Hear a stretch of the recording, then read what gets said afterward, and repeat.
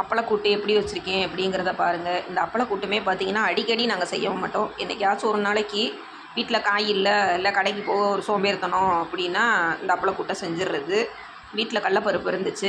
நம்ம வீட்டில் எத்தனை பேர் இருக்காங்களோ அத்தனை பேருக்கு தக்கன கடலப்பருப்பு எடுத்து ஊற போட்டு 1 மணி நேரம் ஊறினா போதும். எங்கள் வீட்டில் இன்றைக்கி 4 பேருக்கு தேவை அப்படின்றதுனால 1 டம்ளர் பருப்பு எடுத்து இன்றைக்கி 1 மணி நேரம் ஊற போட்டு அதை வேக வச்சு தனியாக எடுத்து வச்சுக்கிறணும். தாளிக்கிறதுக்குமே பார்த்திங்கன்னா கடுகு, உளுத்தம் பருப்பு, ஜீரகம், ஒரு கைப்பிடி வெங்காயம், ஒரு தக்காளி வந்து ரொம்ப சேர்க்கக்கூடாது, ஒரே ஒரு தக்காளி, கருவேப்பிலை, இவ்வளோதான் இதுக்கு வந்து தாளிக்கிறதுக்கு. இதை நல்லா தாளித்து விட்டுட்டு நம்ம வேக வச்சுருக்க பருப்பை வந்து இதில் சேர்த்துக்கலாம்.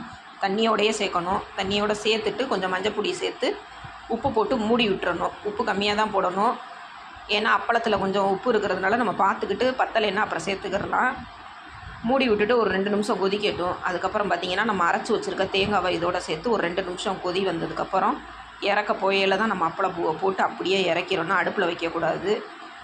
நாங்கள் வந்து அப்பளம் வந்து பார்த்திங்கன்னா நார்மலாக வீட்டில் உள்ள அப்பளம் தான் இருந்துச்சு, அதை போட்டோம். இதுக்கு எந்த அப்பளம் பெஸ்ட்டாக இருக்கும் அப்படின்னு பார்த்திங்கன்னா சோவி அப்பளம்னு சொல்லுவாங்க. நல்லா சின்னதாக இருக்கும் இந்த அப்பளம்.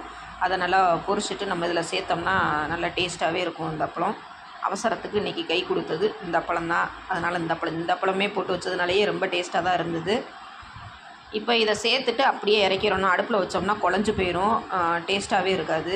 கொஞ்சம் கூட்டு வந்து தண்ணியாக இருக்குது அப்படின்னு நம்ம நினச்சோம்னா நம்ம தேங்காய் அரைக்கும் போது கொஞ்சம் 1 ஸ்பூனு நம்ம வேக வச்சுருக்க கடலப்பருப்பை எடுத்து அரைச்சி நம்ம தேங்காவோடு அரைச்சி ஊற்றினோம்னா நல்லா கொஞ்சம் திக்னஸாகவும் இருக்கும், கூட்டு ரொம்ப டேஸ்ட்டாகவும் இருக்கும். நாங்கள் இன்றைக்கி அப்படி தான் செஞ்சோம்.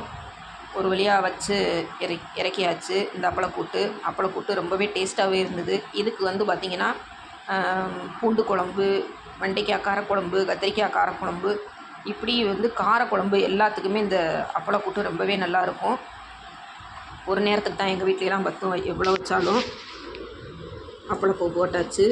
இப்போ அப்படியே இறக்கிற வேண்டியதான். நான் செய்கிற சின்ன சமையல் வீடியோ உங்களுக்கு பிடிச்சிருந்தா மறக்காமல் என்னுடைய சேனலை லைக் பண்ணுங்கள், சப்ஸ்கிரைப் பண்ணுங்கள், கமெண்ட் பண்ணுங்கள்.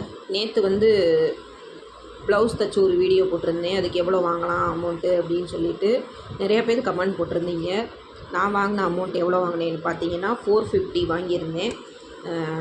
450 அப்படிங்கிறது கூடுதலாக குறைச்சலாக எனக்கு தெரியலை. ஆனால் கேட்டேன், கஸ்டமர் எந்த இதுவுமே சொல்லாமல்